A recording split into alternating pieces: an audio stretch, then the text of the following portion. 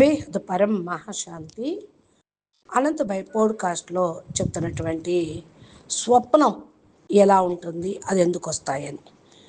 Simulation theory అనేది ఒక సిద్ధాంతం. అందులో ఏమంటారంటే మనమంతా ఏదో ఒక ఉన్నతమైన శక్తి లేదా దైవిక శక్తి యొక్క స్వప్నంలో భాగమని, ఒక స్వప్నం నడుస్తుందని, ఇప్పుడు మనం మాట్లాడుకున్నది కూడా ఆ స్వప్నంలో జరుగుతుందని అంటారు. ఇంకా ఇలా కూడా కావచ్చు, మనం ఎవరో ఒకరి నిద్రలో ఉన్నాం, అందుకే ఇవన్నీ జరుగుతున్నాయి అంటారు.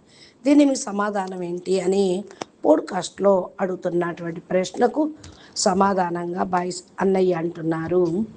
ఇక్కడ రెండు విషయాలు మనం అర్థం చేసుకోవాలి. మొదటి స్వప్న ప్రపంచం, రెండోది అది ఎవరి స్వప్న ప్రపంచం అనేది.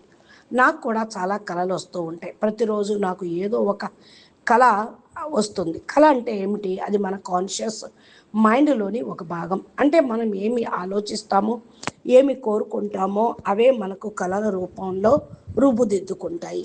లేదా వాటిని మనం కళలో పొందుతాం, లేదా కళలో వాటిని అనుభవిస్తాం అనుకోండి. కొన్ని సార్లు కళలో బాధ కూడా అనుభవిస్తాము.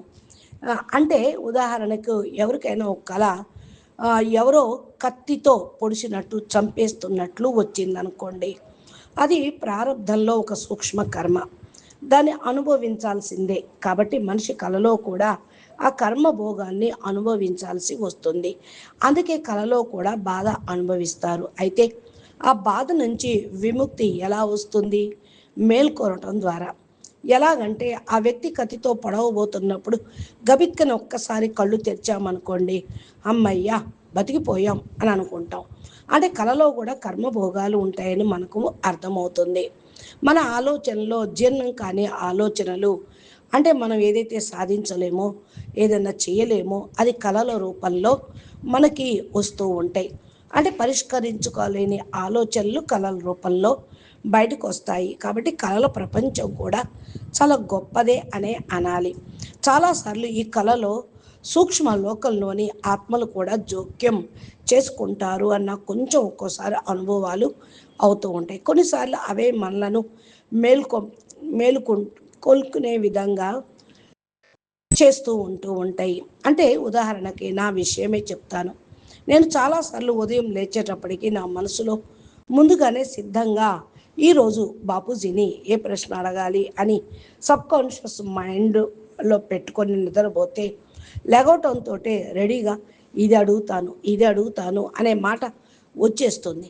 అంటే నేను సబ్కాన్షియస్ మైండ్లో ఏదైతే రికార్డింగ్ చేశానో దానికి సూక్ష్మ జగత్తు ఆత్మలో ఈ ప్రశ్నలు అడగండి అని అవన్నీ నా లోపల నుంచి ఇన్నర్ వాయిస్గా బయటకు వచ్చేస్తూ ఉంటుంది.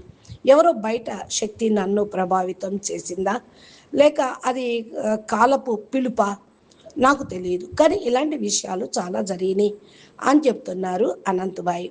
ఇప్పుడు మీరు చెప్పిన సిమ్యులేషన్ అంటే స్వప్న ప్రపంచం గురించి మన శాస్త్రాల్లో కూడా ఉంది. విష్ణు భగవానుడు నిద్రలోనే అనేక బ్రహ్మాండాలను సృష్టించారని చెప్పబడుతుంది. మనం కూడా ఆ బ్రహ్మాండంలోని ఒక భాగంగా ఈ భూమి మీదకి వచ్చాం కదా.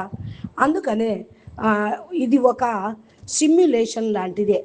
ఈరోజు మనం ఇక్కడ ఉన్నామంటే ఎవరో ఒక సృష్టించి ఉండాలి కదా. మనం మేల్కొనే వరకు ఈ చక్రంలో ఇరుక్కుపోతూ ఉంటాం.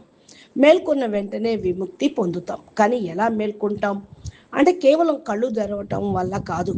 కళ్ళు తెరిస్తే స్థూల ప్రపంచమే కనిపిస్తుంది. కానీ సూక్ష్మ జగత్తు యొక్క సత్యాన్ని తెలుసుకోవాలి, కారణ జగత్తు యొక్క సత్యాన్ని తెలుసుకోవాలి. అప్పుడు మాత్రమే నిజంగా మేల్కొన్నట్లు. నిజమైన మేల్కొనటం అని అంటే పూర్తిగా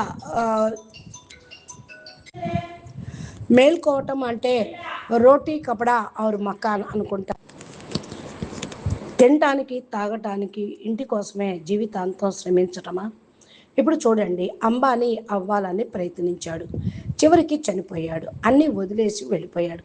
తర్వాత అదే కోరికతో మళ్ళీ పుట్టాడు, మళ్ళీ అంబానీ అవ్వడానికి ప్రయత్నించాడు, మళ్ళా చనిపోయాడు, మళ్ళీ పుట్టాడు.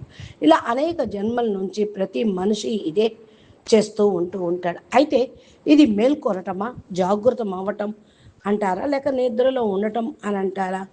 ఇంకా సరిగ్గా చెప్పాలంటే ఎవరినైనా అడగండి, నువ్వు నిజంగా ఏం సాధించావు అని అంటే ఎవరైనా సరే ఈరోజు 4,40,000 కోట్ల ఆస్తికి యజమాని, కానీ రేపు ఉదయం అన్నీ వదిలేసి ఆయన వెళ్ళిపోవాల్సిందే అని చెప్తే అతను ఏం చేస్తాడు ఆలోచించండి అని అంటూ ఉన్నారు అనంతభాయ్. అచ్చా, పరం శాంతి, నమస్తే, ధన్యవాదాలు.